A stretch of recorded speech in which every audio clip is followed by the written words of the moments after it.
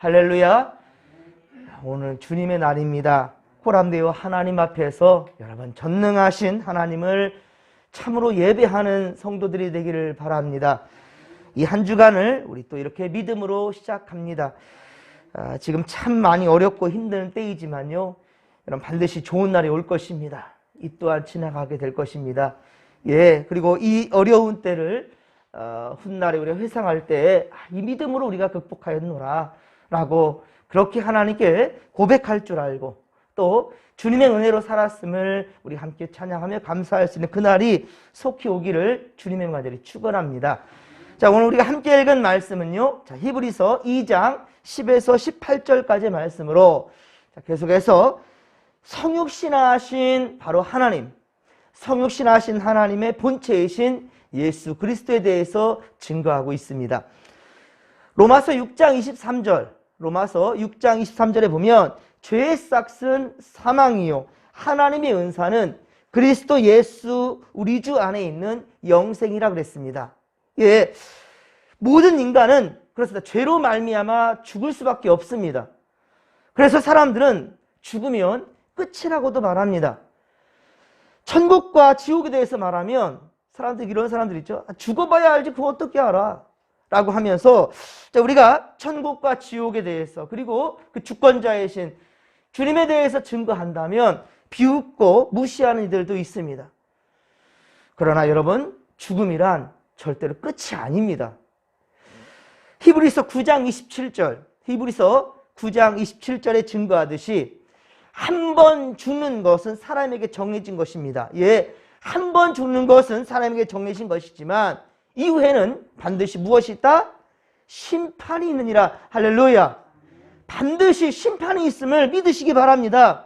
바로 그 심판을 면하기 위해서는 그러면 어떻게 해야 되느냐? 바로 예수님은 우리를 위해 죽음의 쓴잔을 받으셨다라는 것이고, 그리고 바로 그분이 우리의 죄를 없이 하셨다라는 것. 누구든지 예수를 믿는 자는 구원에 이룰 수 있다는 확신을 가지고 살아가는 것, 바로 예수 그리스도가 이 모든 것의 키워드라는 사실을 믿으시기 바랍니다. 그렇습니다. 그런데 그분이 바로 사망 권세를 이기셨다는 거예요. 십자가에 달려 대속제물로 돌아가셔 주셨지만, 그런데 중요한 것은 그분은 다시 사셨다는 거예요. 사망 권세를 이기시고 주님은 부활하셨으며 승천하셔서 지금은 하나님 보좌 우편에 앉아 계심으로 영광과 존귀를 받으시는 그 관을 쓰셨단 말입니다. 그렇기 때문에 우리는 구원의 주님의 그 은혜를 절대로 헛되이 받아서는 안 된다라는 거예요. 그래서 우리가 항상 한 주간의 처음 시간, 한 주간의 첫날 처음 시간, 주님의 날, 주님의 부활하신 날, 우리가 1년에 52주를 지키고 있습니다. 52주를 주일로 지킵니다. 서양 사람들은 일요일 하는데 우리 여러분들은 일요일 하지 맙시다. 이 날은 우리의 날이 아닙니다. 주님이 우리를 위해 계속해 돌아가시고 그러나 사망 권세를 이기시고 부활하신 날이에요. 주님이 부활하신 날, 줄여서 주님의 날, 줄여서 주일이라고 하는 거예요. 분명히 여러분들은 이거 아셔야 됩니다. 그래서 주님이 부활하신 날, 주님의 날, 코람데오 하나님 앞에서 우리가 예배로 모이는 것은 매우 중요하다는 거예요. 그래서 정말로 우리 믿음의 선진들을 본다면 그들 보십시오. 목숨을 걸고 주일을 지켰어요. 그래서 우리가 주일 성수는 우리 삶의 우선순위로 꼭 여러분들 기억하시고 최선을 다해 예배할 줄 아는 성도들 되기를 바랍니다. 오늘 보면 11절에 보십시오. 거룩하게 하시는 자. 거룩하게 하시는 자는 누구를 의미하냐면 예수 그리스도를 의미합니다. 그리고 거룩하게 함을 입은 자. 거룩하게 함을 입은 자들은 바로 구원받은 성도들, 우리를 의미합니다. 다 한 근원에서 났다. 11절에 다 한 근원에서 났다라는 이 말은 바로 인성의 면에서는 바로 예수님도 우리처럼 한 여성의 몸을 통해 태어났다라는 것, 오셨다라는 것을 의미합니다. 그리고 한 근원이라는 말은 바로 생명의 주관자이신 하나님을 의미합니다. 하나님으로부터 왔다는 거예요. 예수님께서도 인간의 DNA를 입은 것이 아니라, 바로 온 것이 아니라 요셉을 통하여서 요셉과 마리아의 사이의 사랑을 통해서 온 것이 아니라 성령으로 잉태하셨다라는 거예요. 생명의 근원 대신 하나님으로부터 비롯된 예수 그리스도를 증거하고 있다는 것이죠. 자, 그런데 예수님은 제자들을 향하여서 내 형제라고 불렀습니다. 내 형제요. 예, 형제요. 2장 12절. 히브리서 2장 12절에 보면 이 각주가 있는 것은 구약의 성경 말씀을 인용한 거예요. 예. 그러면 그 밑에 각주를 보면 시편 22편 22절로 되어 있을 것입니다. 이 표시하고 있는데 여기서도 성도들을 향하여서 뭘 하냐면 바로 형제라고 부르고 있어요. 형제요, 형제. 하지만 이상할 것은 없습니다, 여러분들. 아, 그러면 예수님과 우리가 형제지간이니까 뭐 예전에 앞서서 말했던 우리 예수에 대해서 천사로 우리가 오인할 수 있는 1장 5절에서도 우리 보았던 것처럼, 그리고 이런 부분들이 예수님을 천사로 오인하면서, 그러면 천사의 대상을 우리 얘기했던 것은 1장 14절이죠. 히브리서 1장 14절, 모든 천사는 어떤 영으로 왔다고요? 섬기는 영이라고 했잖아요. 섬기는 영. 그러면 누구를 섬기는가? 자, 1장 14절, 구원받을 상속자들을 위하여. 구원받은 상속자가 누구입니까? 바로 성도들인 것이거든요. 그렇다면 예수님이 천사로 오인한다면 우리가 예수님을 섬기는 대상이 아니라 예수가 우리를 섬겨야 되겠죠?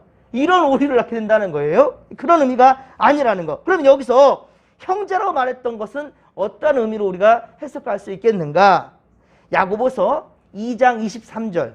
야고보서 2장 23절에 보면 하나님은요, 아브라함을 향해서 뭐라 말한 줄 아십니까? 하나님은 아브라함을 향하여서 나의 벗이라고 했어요. 벗. 나의 친구라. 벗이라고 칭하셨습니다. 또한 출애굽기 33장 11절. 우리가 출애굽기 강해를 우리 했었는데요. 출애굽기 33장 11절에 보면 하나님은 모세. 자, 모세와 친구처럼 대면했다고 그랬어요. 친구처럼. 예.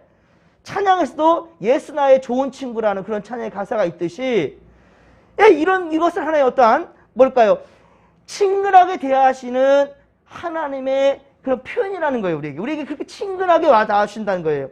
지금도 저기 유대인들 같은 경우는 하나님에 대해서 하나님의 하자도 말을 못해요. 두려움, 공포에 대해서만 생각하고 있어요. 예. 그런데 우리 어떻습니까? 하나님에 대해서 아버지라고 부른단 말이에요.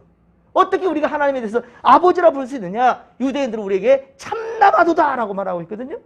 예. 이게 무슨 의미겠습니까? 오늘 성경에서 말하는 것처럼, 자, 이것은 아주 친근하게 하나님께서 우리를 향하여서 그렇게 불러주신다는 거예요. 여러분, 친구라 하여서 예수님과 인간인 우리가 동급이라고 말할 수 있겠습니까? 그런 의미가 아니라는 것이죠. 그런데 이단 중에 여호와의 증인들 있지 않습니까? 들어보셨죠? 이단들 중에 여호와의 증인들. 자, 이들은 이 말을 가지고, 오늘 본문 같은 이런 말씀을 가지고 예수님과 인간을 동급으로 취급합니다. 재밌어요. 그들은 그래서 예수님을 뭐라 부르는지 아십니까? 바로 형님이라고 불러요. 형님. 기가 막힌 거거든요. 성삼일체 하나님을 인정하지 않기 때문에 예수님을 향하여서 형님이라고 부르는 참 어이가 없는, 어처구니 없는 일이 있습니다. 오늘 보면 14에서 16절, 오늘 보면 14에서 16절은 예수님께서 십자가를 지심에 대한 근본적인 이유를 설명합니다. 세상 사람들은 예수님은 십자가 달려 죽으심으로 구원은 바로 실패했다. 십자가 달려 죽으셨는데 어떻게 그것이 구원을 이뤘다 할 수 있겠는가? 구원에 대해서 실패자다. 이렇게 예수에 대해서 말하고 있지만, 평가하지만, 그리고 제사장들과 바리새인들도, 그리고 사형을 집행했던 로마 군병들도 예수님을 보고 그렇게 조롱하였지요. 그러나 예수님은 어떻습니까? 장사된 지 사흘 만에, 예수님은 장사된 지 사흘 만에 부활하셨습니다. 즉, 오늘 보면 14절에 보듯이, 오늘 보면 14절 보듯이 죽음을 통하여 죽음의 바로 세력을 잡은 자, 곧 마귀를 멸하신 것입니다. 그리고 사람이라면 누구나 죽음에 대해서 무서워하며 한평생 이렇게 죽음에 매어 살아가게 되지만, 바로 예수님은 사망 권세를 이기신 것이며 부활의 첫 열매가 되신 것이죠. 고린도전서 15장 20절, 고린도전서 15장은 부활장이죠. 고린도전서 15장 바로 20절에 보면 죽은 자 가운데서 다시 살아나시사 잠자는 자들의 첫 열매가 되셨도다 라고 말하고 있습니다. 성경은 죽음에 대해서 잔다고 표현합니다. 세상 사람들은 죽음의 끝이라고 얘기하지만 성경은 죽음에 대해서 잔다라고 얘기하고 있어요. 주님은 스스로 잠에서 깨어나셨습니다. 예. 그리고 주께서 재림하실 때 주님은 모든 죽은 자들, 곧 잠자는 자들의 바로 첫 열매가 되신 것처럼 예수 재림하시게 된다면 그때서야 모든 죽은 자들은 영생 이르기 직전 잠들어 있는 자들은 잠에서 깨어나게 된다라는 거예요. 그런데 16절에 보십시오. 오늘 보면 16절에 보면 이것은 천사들을 위함이 아니다라고 얘기하고 있어요. 천사들을 위함이 아니라 자, 누구를 위한다고요? 오직 아브라함의 자손들. 자, 아브라함의 자손들을 붙들어 주려 하심이라 라고 말하고 있어요. 자, 아브라함의 자손이라 했으니 바로 무엇입니까? 바로 믿는 자들, 우리 바로 성도들을 말하고 있다는 거예요. 아직도 선민사상에 빠지는 사람들은요, 유대인들 말하죠. 예, 아직도 선민사상에 빠져있는 그런 사람들은 아브라함의 자손들은 곧 자신들만이라고 국한시켜버립니다. 하지만 여러분 창세기부터 한번 볼까요? 창세기 12장 3절에 보면 땅에 모든 족속이 아브라함으로 말미암아 복을 받을 것이며 하나님께서 이렇게 말씀하십니다. 아브라함으로 말미암아 복을 얻게 된다라고 말씀하였고요. 또한 예수님이 승천하시면서 제자들에게 뭐라 말씀하셨습니까? 예수님께서 승천하시면서 하신 말씀이 너희는 가서 모든 족속을 제자로 삼아 아버지와 아들과 성령의 이름으로 세례를 주라 라고 말씀하고 있어요. 그러니 유대인이라고 국한시킬 수 없단 말입니다. 너희는 가서 모든 족속으로 제자를 삼아 아버지와 아들과 성령의 이름으로 세례를 주어서 바로 하나님 백성 만들라는 거예요. 영접하는 자, 곧 그 이름을 믿는 자들에게는 하나님의 자녀가 되는 권세를 주셨으니 할렐루야. 그런 바로 성도들이 되게 하다는 것 때문에 이 시대에 우리가 살아가는 우리에게 가장 귀한 사명이 무엇인가? 전도의 사명이라는 거예요. 예, 땅 끝까지 이뤄서 내 증인이 되라 라고 주님 말씀하셨던 것을 우리 이 시대에 다시 한번 생각해야 된다는 거예요. 예수님의 수석제자였던 베드로가 뭐라 말하는가? 아무도 멸망하지 않고 다 회개하게 이르기를 원하느니라. 아멘. 아무도 멸망하지 않는다는 거예요. 예, 아무도. 한 영혼도 잃어버리지 않기를 원하시는 바로 하늘아버지의 마음이 여기 담겨 있습니다. 그렇습니다. 베드로는 순교를 앞두고 이스라엘 백성들뿐만 아니라 모든 믿음의 권속들을 위해서 바로 하나님의 말씀을 전하고 있다는 거예요. 그리고 지금 우리에게도 동일한 구원의 메시지를 전하고 있습니다. 예수님은 범사의 형제들, 즉 사람들과 같이 겸손히 낮아지셨습니다. 예, 예수께서는요 스스로 하늘 보좌를 버리시고 이 땅에 오셨단 말입니다. 그 낮아지심으로 인류의 죄를 속량하셨다라는 거예요. 즉 대속제물이 되어주신 것입니다. 오늘 보면 18절에 보듯이 예수님의 십자가 고난은 이 땅에 고난을 받는 수많은 사람들에게 위로가 되고 있으며 참고 견디는 힘이 되어주고 있습니다. 사랑하는 성도 여러분, 우리는 이 겸손을 배워야 됩니다. 예, 이 겸손을 배워서 진정 예수님의 참다운 제자들이 다 될 수 있기를 간절히 빌고 소망합니다. 여러분 섬길 때는요 머리로 계산하지 마십시오. 예, 뭘 계산하냐면 하나님의 은혜를 계산하십시오. 하나님께서 우리를 얼마나 사랑하셨는가. 하나님이 세상을 이처럼 사랑해 주셔서 독생자를 주셨다라는 것, 예, 그리고 나를 구원해 주셨다라는 것, 이 감격 속에 살아가면 여러분 인색함이 없고요 억지가 아니라 항상 감사함이 그렇게 삶으로 나타날 수밖에 없다라는 거예요. 사랑하는 성도 여러분, 이 한 주간도요 오직 주님의 기쁨 되기 위하여서 주님이 원하시는 일을 하시기 바랍니다. 눈치 볼 것도 없고요 사람들이 인식할 필요가 없습니다. 하나님 기뻐하시는 그 일을 하십시오. 그것을 주께서 가장 기뻐하실 것입니다. 예, 그렇습니다. 세상은 참으로 어두워져만 가고 있고 우리 인간의 생명은 참으로 위태로워만 가고 있지만 그러나 영생을 사모하는 우리에게는 결코 두려워할 것이 아니란 말이지요. 여러분, 이 세상에 주님 명령 따라서 우리가 진정 빛과 소금이 될 수 있기를 바랍니다. 다른 이의 섬김을 바라고 다른 이가 소금이 되면 되지 않겠는가, 다른 이가 빛이 되어주면 되지 않겠는가, 이 말이 아니라 바로 작지만 우리가 바로 빛이 되고 소금이 되어줄 수 있기를 바랍니다. 그래서 여러분, 죽어 지옥 가게 될 생명들을 살려내고 그리고 지키는 그런 파수꾼들이 바로 우리가 되기를 소망합니다. 한 주간을 시작하는 바로 오늘 우리 처음 첫 시간, 이 시간 다시 한번 코람되어 하나님 앞에서 다짐하십시다. 주께서 기뻐하시는 인생을 살겠노라. 할렐루야. 자, 이 믿음 가지고 우리 진목교회는 진정 구원의 방주가 되어서 미래와 희망을 제주실 수 있는 그런 건강한 교회로 함께 만들어갈 수 있기를 간절히 빌고 소망합니다. 주여 삼창 부르며 기도하며 나갑니다. 주여, 주여, 주여. 살아계신 하나님 아버지, 고맙고 감사를 드립니다. 우리 죄 가운데 죽어 마땅해야 될 우리지만 우리 하나님 아버지께서 우리를 사랑해 주셨나이다.